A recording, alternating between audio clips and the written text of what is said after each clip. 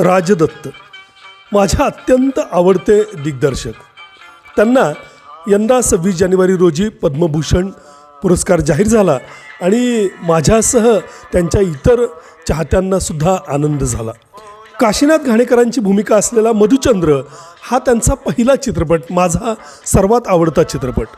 शापित, पुढचं पाऊल आणि सर्जा या त्यांच्या 3 चित्रपटांना राष्ट्रीय पातळीवरचं रजत कमळ मिळालं.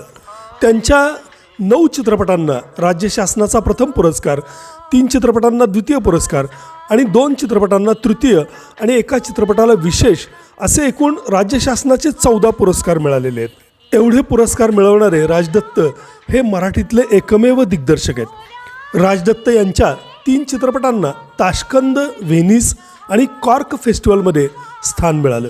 त्यांनी हिंदीतही दुरिया हा चित्रपट निर्माण केला.